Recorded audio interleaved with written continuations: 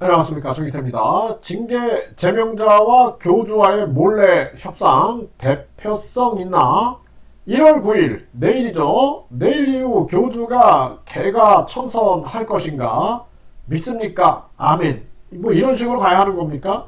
네, 있을 수 없는 일이 지금 진행이 되고 있는 거고요. 한 분이 너무나 글을 잘 쓰셨어요. 그래서 이 부분 한번 보겠습니다. 제 그 유튜브 영상에다 한 분이 이렇게 댓글을 달아주셨는데, 이분 글이 굉장히 예리합니다. 네, 전 임원이 작년 8월 7일 교주한테 섭섭한 게 있어서 무작정 대화하고 싶어서 약속도 잡지 않고 찾아갔는데 교주가 절대 안 만나주고 바람을 맞추었다라는 것입니다. 교주한테 24억 투자 또는 갖다 바친 후에 스스로가 원에서 6억 1천만 원만 받기로 한 조건으로 나머지 채무는 탕감해 주기로 서로 간에 협의가 이루어져서 결국 송금 받고 서로 각각 협의와 합의가 끝난 상황이다. 네, 이런 얘기를 했어요. 뭐 이거는 이제 우리가 사실 여부를 확인해야 할 부분이 있는 것 같습니다. 네, 그 징계 제명자의 이제 주장, 그리고 또 교주, 뭐 이거는 우리가 알 수가 없으니까 이거는 확인해 봐야 할 정황이다, 이렇게 생각을 하게 되고요. 교주와 약속한 것도 아닌데 무작정 찾아가서 바람 맞은 걸로 봐선 교주에게 엄청 집착하는 광신도였음을 1번 상황에서 여실히 증명된다. 네, 뭐 광신도로 하기보다는 그 내용은 있어요. 뭐 재림예수다. 재림예수를 알 수 있는 방법, 그의 말이 다르다. 그리고 에너지가 다르다. 뭐 오링 테스트로 알 수 있다. 뭐 이런 거는 일반적인 사람들이 하는 얘기는 아니죠. 굉장히 재림예수로 믿고 있었다라는 사실을 우리가 알 수 있고, 아니면은 그거 뭐 사이비종교 공동 창업자였나 라는 생각까지도 하게 됩니다. 그렇기 때문에 결국에는 MBC 방송에서는 교주와 이 징계 제명자가 어깨동무인가 하여튼 같이 이렇게 찍은 사진이 있었던 것으로 보여주는데, 왜 그 사진이 나왔을까 저는 되게 의문스러웠거든요. 교주하고 공식적인 사진 같지는 않은 듯한 그런 사진이 이렇게 공개가 된 게, 그게 왜 공개가 됐을까? 그게 왜 그럴까라는 의문을 저는 좀 가졌어요. 그래서 MBC 실화 탐사대 보면은 교주와 함께 사진 찍은 거, 그것이 굉장히 좀 저는 의아했던 그러한 부분이 있었습니다. 그리고 중요한 부분들은 이 본인이 이제 뭐 재림예수라는 발언. 근데 그 MBC 탐사대 방송을 보게 되면, 실화 탐사대 방송을 보면은 본인은 그냥 사업만 같이 한 것처럼 이렇게 나와요. 무슨 뭐 라인 나온지 뭔지 해가지고 노래 사업만 같이 하면서 롤스로이스를 사주고 뭐 이런 내용이 나오는데, 그런데 또 다른 영상에서 보면은 재림 예수로 교주를 이렇게 신격화시키는 발언이 나옵니다. 그래서 앞뒤가 안 맞는다라는 그러한 부분을 우리가 예측은 할 수 있어요.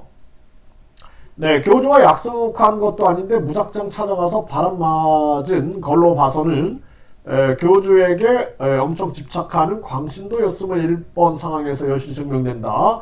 네, 아까 그 영상을 가지고 우리가 이 어떤 재림예수로 믿었던 그런 신도로를 볼 수 있을 것 같습니다. 네, 모든 종합적인 상황으로 미루어 보아 본질이 광신도이기 때문에 뭐 신도 뭐 광신도 뭐 저는 뭐 신도라고 보고 싶네요. 네, 교주를 배격하여 논리적인 상식과 합당한 이치로서 절대 교주를 이길 수 없는 사람이다. 결국 신처럼 생각하던 교주가 요건이 맞는 것 같죠. 재림예수라고 보니 전 임원을 무시하고 없인 여기자 일방적으로 그냥 교주한테 섭섭함을 느껴서 애증으로 대장직을 자처했다. 네, 이거 애증인지 뭔지는 모르겠지만 저는 뭐 대장직을 뭐 이렇게 또 어떤 사람한테도 자기가 이 피해자 단체의 대표를 맡겠다 뭐 이런 발언을 했다라는 그러한 얘기가 나옵니다. 그렇기 때문에 결국에는 많은 피해자들을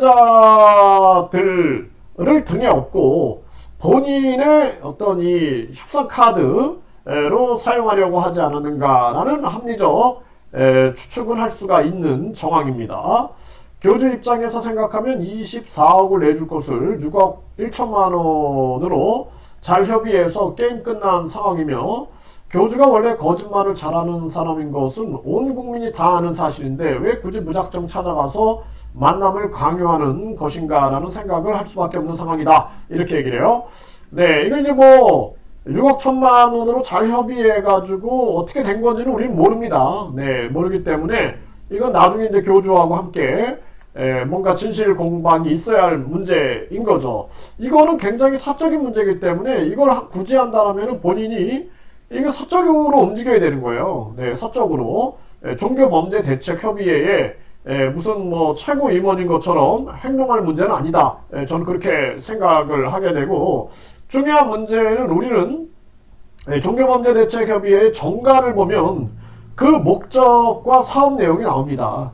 그것이 아니라 본인은 그냥 본인의 돈 받는 것, 이것이 목적이라면은 그렇게 그냥 움직여야 되는 거죠. 그렇게. 네, 그리고 지금 많은 사람들이 피눈물을 흘리고 그리고 성난 목소리를 내고 있고 아주 한 맺힌 눈동자를 가지고 호소하고 있는 부분들, 이런 부분들이 굉장히 우리에게는 중요한 의미가 있다. 그래서 저는 항상 얘기하는 게 처벌받을 것은 처벌받고, 그리고 배상할 것은 충분히 배상하고 대국민 사과하고 거짓과 악행을 멈추고 상생의 길로 가야 한다라는 것을 끊임없이 얘기를 하고 있는 것입니다. 그냥 뭐 이 징계 제명 신도, 과거의 신도겠죠. 이 신도의 말처럼 그냥 뭐 그렇게 본인 돈 받을 문제면 본인이 변호사 사가지고 일을 진행해야 할 문제지,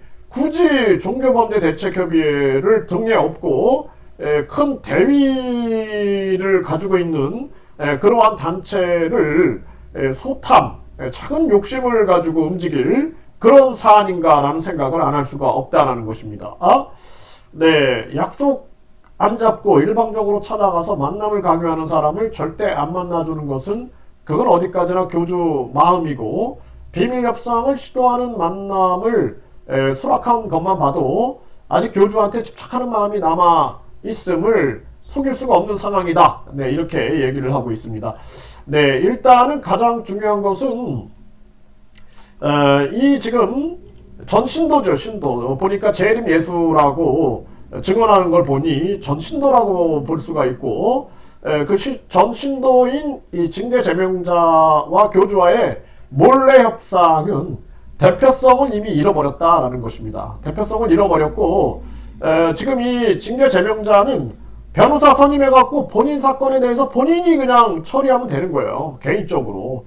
종교범죄대책협의회에 들어와가지고 본인이 이 협의회의 대의를 등에 업고 그리고 본인의 이익을 취하려고 한다라면은 그건 용납될 수 있는 부분이 아니다라고 분명하게 말씀을 드리는 바입니다. 그래서 많은 분들은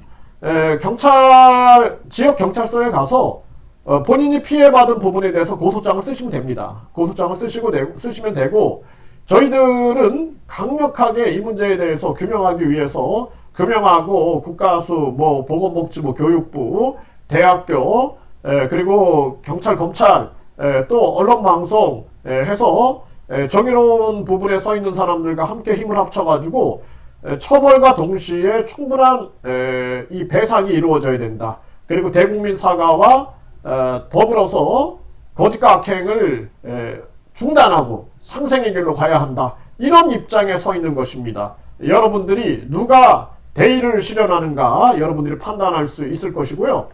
1월 9일 이후, 그러면 내일 이후 교주가 개가 천선할 것인가?